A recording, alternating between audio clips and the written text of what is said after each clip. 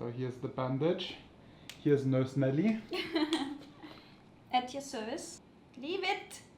So, don't judge me, I'm trying. You just spat on my wound while laughing. So in total, the grand total of everything is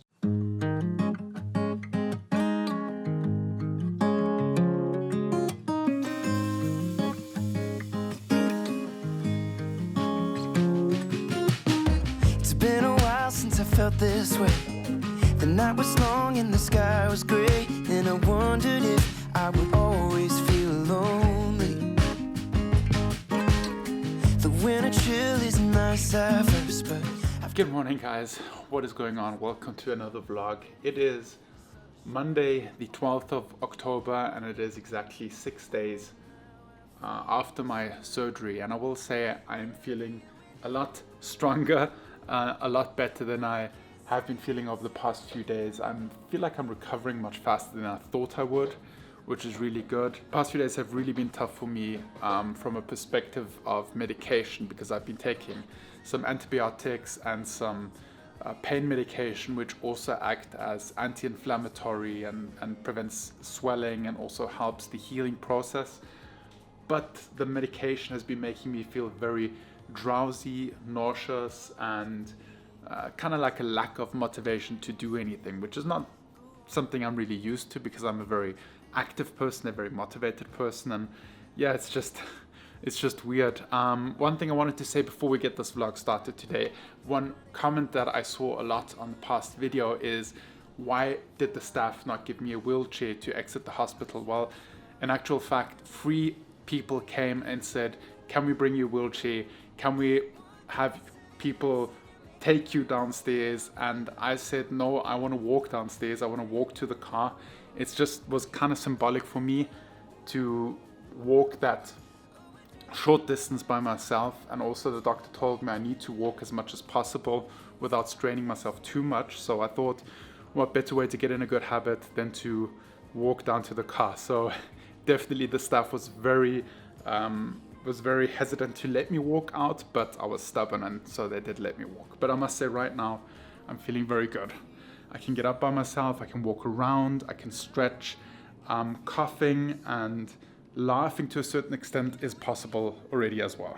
And Peanut here has been a little bit confused over the past few days, because she's used to being allowed to walk on me when I'm laying down, so she can snuggle up to me, and she usually jumps onto my chest and then lays down. But now with the surgery, everything has been kind of sore, so whenever she'd hop onto me, I'd kind of like get a fright and like jump, and then she'd get a fright and she'd run away, and she didn't understand like why she's not allowed to come and lay down and cuddle with me anymore. So I think she's slowly but surely getting used to it. At the same time, I'm not so nervous about her jumping on me anymore because it's less painful. But yeah, it has been awkward at times. In any case, in today's vlog, I want to share with you guys what the cost of the whole surgery was, including like all the consultations I had before, and I had to go for ultrasounds. There were a bunch of tests that were done while I was in hospital. So I just want to go through like all the costs and summarize it, because I know so many of you guys are interested, especially a lot of people that don't live in the Philippines, that are thinking of coming to the Philippines to retire, or are just generally thinking of moving to the Philippines, have been asking like, how much does healthcare cost? And I know Makati Med is one of the top hospitals and also one of the more expensive hospitals here in the Philippines. So I thought I'd just share with you exactly what it costed for us and how we organized everything with the insurance. But before we do that, in the weeks leading up to my visit at hospital, Nelly and I have been doing OMAD, which is like the 1 meal a day diet, where you intake all the calories of the day in one meal in a 1 hour window. And this way of eating has helped us lose, I think both Nelly and I have lost around 7 kilos since we left Siargao, since we came back here to Manila. We've been eating mostly healthy. Of course, we have our Takeout Thursday videos where we don't eat healthy, and you know, a few times per week we have our cheat meals. And what I was worried about is with me going into hospital and not being, and during this whole process I couldn't do 1 meal a day. For one, because I would get my meals at hospital. I didn't want any food to go to waste. And the other thing is I am on medication that I have to take twice a day, and you're not supposed to take medicine on an empty stomach, which means I have to have a small meal in the morning before I take my medication, and then I have to have another meal before I take it in the evening. So there's no way to do any form of intermittent fasting or one meal a day. Medication hopefully is going to be done in the next 2 days, and then I can go back to that. But what I really was happy to see, even though I wasn't doing the 1 meal a day diet, I was drinking very sugary beverages like fresh squeezed juices, orange juice, kombucha, that kind of stuff. I've been eating a lot of carbs, and yet I didn't put on any significant weight. It's less than a kilo. So it just shows me the 1 meal a day diet is really favorable. It's really good. It's really helpful. You don't have this yo-yo effect, which many people dread. And I can't wait to get back on it in like 1 or 2 days. All right, guys, I just had my shower, and now is the second time that my dressing needs to be changed. And I think this is also the final time. After this, I don't think I'll need it anymore. So hopefully when we take off the bandage, all looks good, no infections. If you're squeamish, jump forward to this time. So we got this here to disinfect the wound. They gave us this at the hospital. And then Nelly bought these here at Watson's, I think, or at Mercury Drug. Yeah. And additionally today, I'm going to take this here, so we can just like dab, put some alcohol on here, put some alcohol on the wound, and then just dab it slightly, because this isn't waterproof. And I just had a shower, so it's the thing is soaked, so I think it needs disinfecting. So here's the bandage. Here's Nurse Nelly. At your service. Thank you. So I'm just leave it. We need to disinfect first. And I'm not joking, the sticky tape of the bandage is more painful pulling that off than anything that happened during the surgery. No. Seriously. Are you telling me that the last time it hurt? Well, you know, it always hurts when you pull off sticky stuff. If you pull off a plaster. I'm just saying the surgery didn't hurt at all.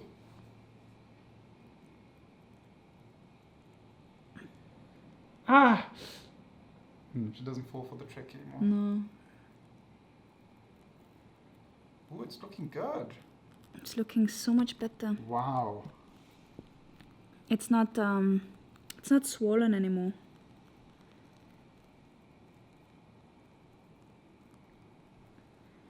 Wow, that looks so good.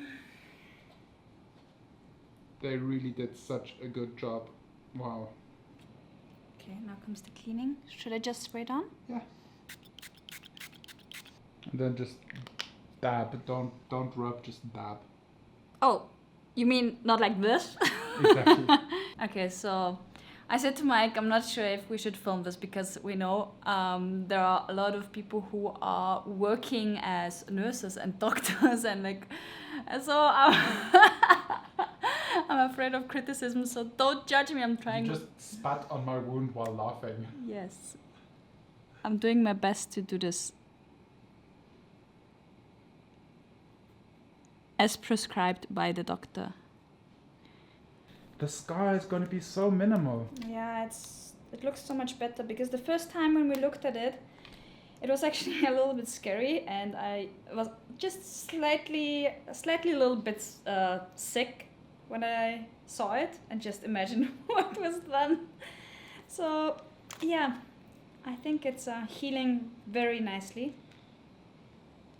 Last time we had a little scare because we thought we had glued it on the wrong way around. Yeah. Oh wow, it's actually so much smaller already. Mm. And that's it. Thank you, Nurse. Thank you, Nurse Nelly. You're welcome. My private unregistered nurse. Okay, Google, stop Wall-E. And we just received a special delivery from Crosta Pizza. Actually, I've been chatting with the owner of Crosta Pizza on Instagram over the past few weeks, and he insisted on sending me some recovery pizza, which I'm very, very excited about. I think I've said it already a few times that crust pizza is my absolute favorite pizza at the moment. So psyched to dig into this. Naughty. Peanut, I don't appreciate your naughty behavior. Naughty. No. That's her food thingy. Oh, that's why. Sorry. Sorry. Little Pinocchio. Oh wow, that's new. Yeah, it's the stuffed crust. Oh, wow. Wow. That's so nice. Aww. Oh. Get well soon, Mike. So cute. Ooh, I think that's the cacio e pepe. Really was craving crust pizza. And I think this is just like you dip the pizza into this tomato sauce, maybe the cacio e pepe one. I don't know, that's how we'll try it. But one thing that I have noticed in the past 5 days, I have had an insatiable thirst. I've had such a thirst and I just can't quench it. It doesn't matter how much water I drink. The only thing that seems to help is carbonated beverages and kombucha. But I've always got like the urge to drink something with flavor, something sweet, and I usually don't have that. I usually never drink any sodas. I never drink any Cokes, Fanta, Sprite, that kind of stuff. But I don't know, if probably the medication, the antibiotics or the pain meds have just given me this urge to drink something with flavor. Oh, it smells so good.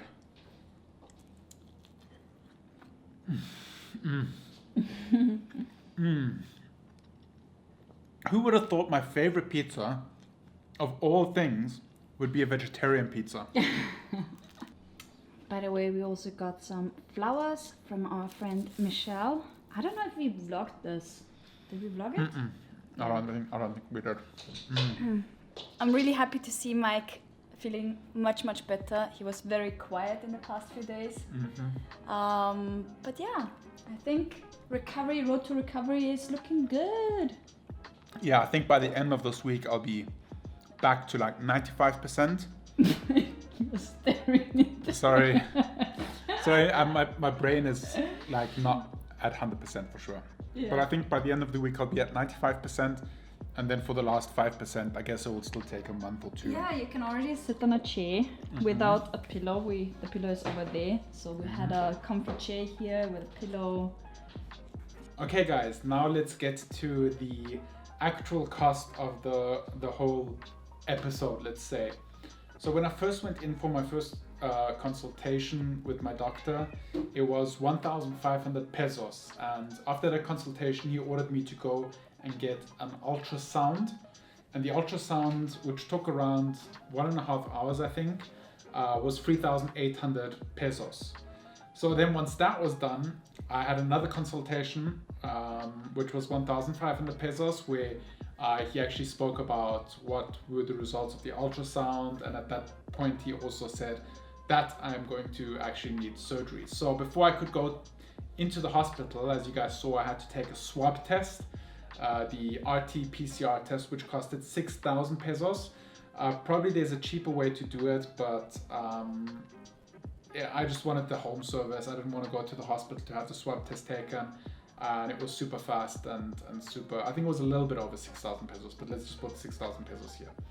Then comes the big item, the big ticket item, which is the actual surgery and the actual time I spent in hospital. So the time in hospital was, so everything that I'm going to tell you in this value was the room, including food, nurses, and station doctors, and medicine, and the actual surgery. So the first thing I had done was a chest x-ray, a full blood panel, an EKG, and then the actual surgery, which included the surgeon, the anesthesiologist, and the resident that was assisting the surgeon, and then of course everything, the mesh that they needed to fix it up, all the medication, that all together costed 216,000 pesos. That was the big ticket item. Then I had to stay one additional night, which was a discounted night because it wasn't a full day, I think, which was 1,800 pesos. And now after everything, next week I have one more consultation, which is another 1,500 pesos. So in total, the grand total of everything is 232,100 pesos, which is quite a big amount. That's quite a lot of money. And I think, you know, even if I would have that procedure done in Austria and I'd have to pay it out of pocket, I think it would be about the same amount. I know in the US it would be substantially more expensive. I'm saying like double to 3 times as much, depending on which hospital you go to.